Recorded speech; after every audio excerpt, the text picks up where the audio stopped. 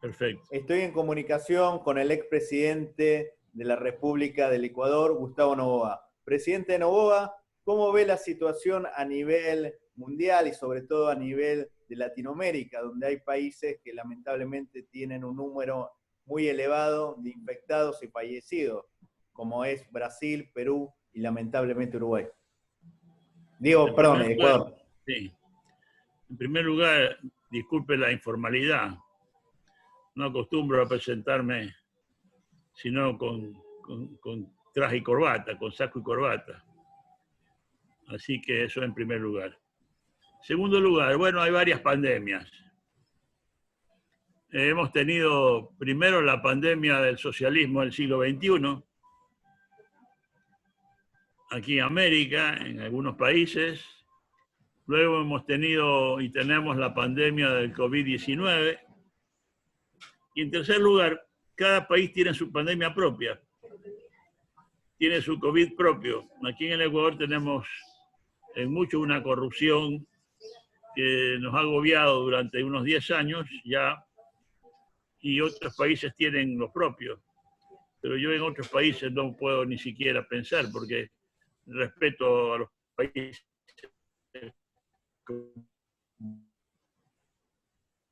que más.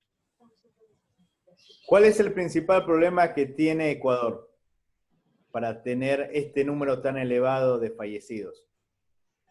Bueno, si vamos a hablar de eso,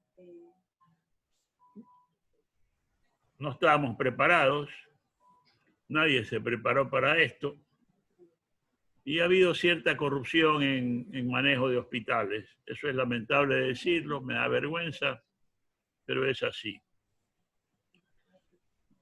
Eso es lamentable, muy lamentable, pero estamos mejorando. Guayaquil se está reponiendo muy bien. Fue una ciudad de un impacto muy fuerte y estamos ahora con lo que llaman un semáforo, pues de rojo hasta verde, y se le ha entregado a los municipios la decisión, de acuerdo pues con las defensas civiles de cada lugar, de cuando opten por pasar a semáforos amarillos. Ya estamos muchos en semáforos amarillos.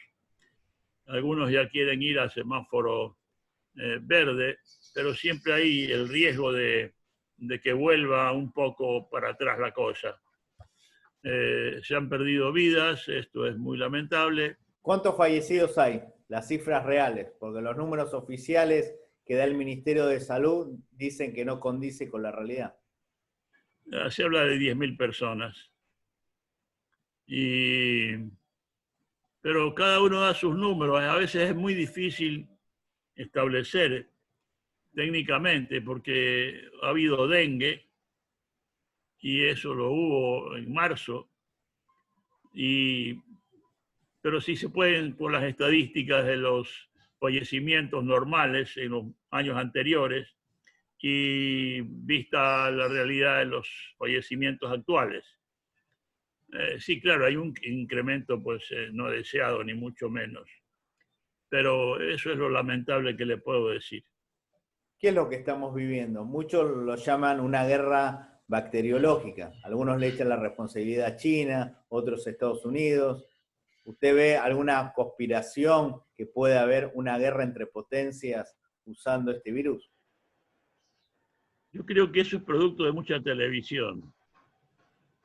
Cuando se ve mucho la televisión y se ven muchas cosas ahí que no son reales, afecta. Y como esto nos ha tomado de sorpresa en una u otra forma, hay argumentos que por qué en Pekín no hay ni ha habido este problema, por qué en otras chinas no ha habido. Esas teorías lo único que hacen es más confusión. Para mí la pandemia más grave que tenemos es la del miedo. Hay un miedo muy grande, miedo entre las propias familias. Es lamentable que ver a tus hijos, a tus hermanos, todos disfrazados a veces como astronautas, que nadie se puede dar ni un abrazo. Yo creo que estamos llegando a un exceso yo Usted, pienso que hay, presidente, ¿usted conoce gente que ha muerto por el coronavirus? Porque muchos dudan de la realidad de esta enfermedad diciendo que no conocen ninguna persona que haya fallecido por COVID-19. bueno, hay los fallecimientos naturales de las personas de mi edad y no creo que hay ninguna exageración en las personas de mi edad que estamos catalogadas como De alto riesgo. de alto riesgo, porque en realidad nos estamos cuidando. Pero cuando se habla también de los jóvenes, se habla de que usted sabe cómo son los jóvenes en todas partes del mundo. Son arriesgados, que a mí no me va a pasar esto, se creen la mamá de Tarzán, Superman, el hombre de acero, se creen los muchachos, se creen eso, ¿no? Y están afectados, por supuesto, no hay fútbol, no hay Champions, el fútbol argentino que se lo ve mucho aquí en Guayaquil, pues no se puede disfrutar de, de los deportes y que los vemos todos, porque yo soy fanático del fútbol argentino desde que yo era un chico. ¿De qué equipo es? Yo le voy a decir la verdad, Sí. Racing Club. Yo también, de Racing. Y te voy a ¿Por qué decir se hizo por de qué. Racing? Me da curiosidad.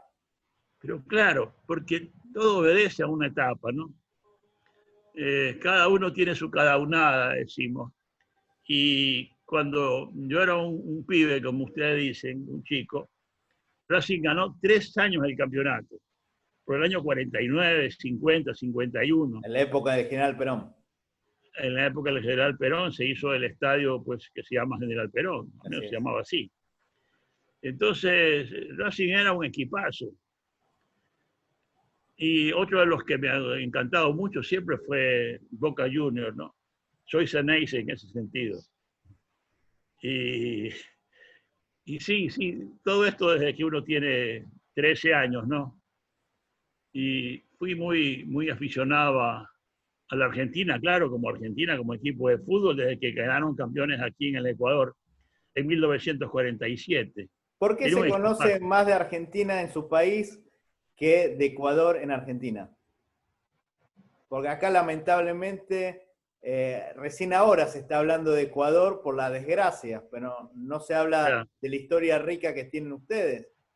Tuvieron un gobernante que es catalogado santo, que es García Moreno.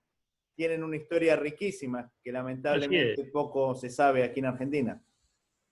Bueno, uno de los embajadores de Ecuador en Buenos Aires del año 37, 1937, tenía una expresión y me decía, eh, mira, Argentina en los años 30 ya era país.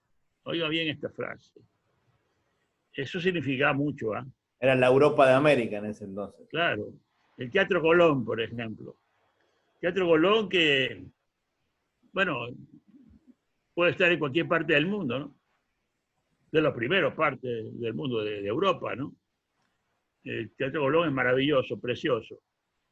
Y Argentina siempre ha tenido teatro, ha tenido ballet, siempre ha tenido cultura, una gran cultura. Entonces me imagino que usted, ya que quiere Argentina, debe estar dolido por la situación actual de nuestro país, donde hay cifras muy grandes de desempleo, hay mucha Así es. inflación.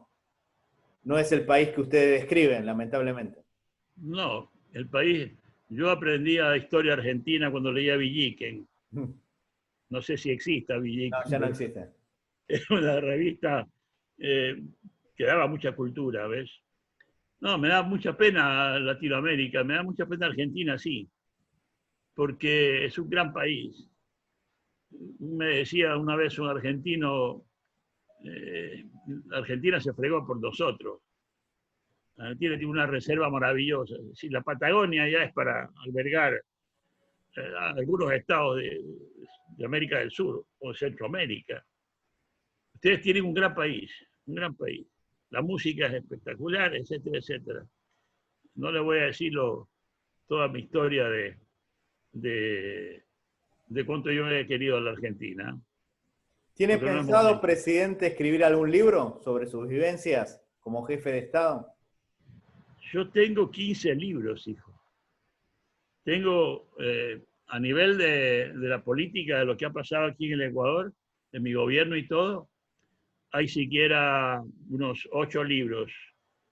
Los demás libros son ya personales míos, entrevistas que me han hecho, etcétera. Y sigo escribiendo, ¿no? También escribo libros de familia para que los más jóvenes vayan conociendo las familias nuestras que fueron totalmente migrantes, ¿no? Por el año O 1600. sea, no descarta la posibilidad de volver a escribir un libro sobre sus vivencias como jefe de Estado. Estoy terminando uno que se llama del arresto domiciliario a la amnistía, que es parte de la persecución que sufrí.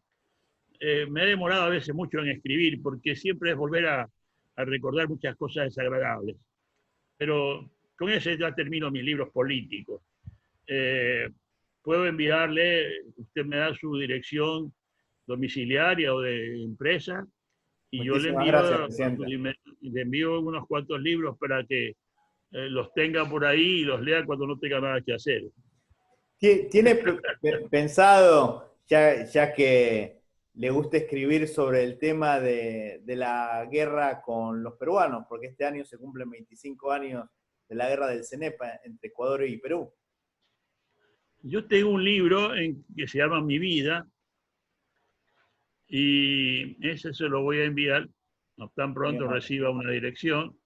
Ahí tengo algo escrito sobre el conflicto Ecuador-Perú, porque yo fui uno de los 5 ecuatorianos que estuvimos con 5 peruanos discutiendo los impases que llamábamos entre las dos naciones.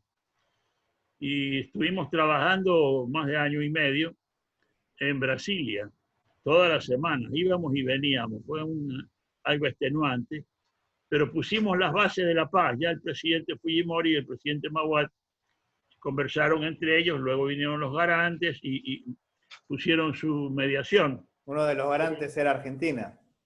De Sí, acuerdo al correcto. protocolo de Río de Janeiro del año Correcto. 43, Argentina era uno de los garantes. Y yo fui uno de los 5, no he sido nunca diplomático, yo he sido un académico, hombre de empresa, abogado, pero me cogieron como diplomático para que me vaya a Brasilia y lo hice con mucho patriotismo.